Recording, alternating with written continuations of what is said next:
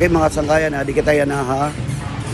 Primark, okay. Ito din ni public market.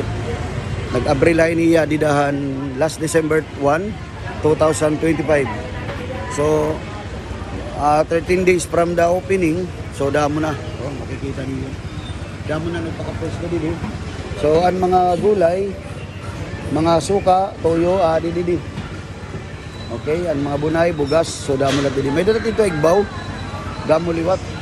So ang mga motor, nagpapakasulod nga diyan mga sasakyan. So anakon kalugar didi pwesto. Pero ni so kung regular yung mga maalat ng mga bunay, didila ka mo, may didi. Roni Sabah Factory. Yan din yun. So makikita niyo. Hininayad pala ito ni Dinini Saroy. Yan na, okay na. So makikita niyo, ini ang diretso ito pagkato niya Barangay Gis. So asya ini talaga ang entrance tika nga Barangay Gis, mga taga Muñoz din inaagi. So asya ini din yan Barangay 11, asya ini din yung Barangay 11. So napapalibutan ini yan Barangay 11, Barangay 10. Tama, okay. So asya ini. So ambot kung accessible na diyan ano naton aton din ni Tipakadi Igbaw. So ato maagi.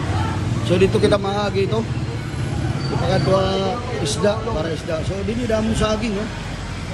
Ano din niya? Kuya. Pump. Parang alam ko ano dito pump room. Okay, salamat. So yan ang mga pump room. Bawal lang tao duman diyan. Uy, ano na? So adi ati naka-pesto gyap. Waray makumita, pwede kayo kumita na lang ako mo. So adi mo, pwede kayo entrance ka lang ano. So pag may mga suki ka mo didi, pamili nga lang yung mga kaya nagtatago diba? So ano ba nga may mga suki na, kikang dito nung nga merkado, pero bibiling, napakayari nila mga suki, kunahin dapit. So asya ni din.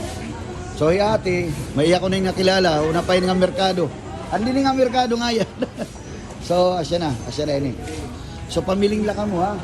So nga di ada ang Tipagbaw nga to section, di ko tayo na. Ayan, maupay na talaga, damo na. Ang last ko nga pagkadi, bagaguti pala ang tao. O yan na, damo na. O adi kuya. Oo. Maupay na. Kuya, ano ni mo ngaran na ni mo ano? Waray pa, kasi waray pa hira, nakabutang ang ngaran. Waray pa, pero may danan nira mga permit, may mga ngaran talaga nira. So, yan ang suki-suki na lang kilala lang waray pa mga ngaran. Pero okay lang ito kay madali malaki na pakianan kay may mga Facebook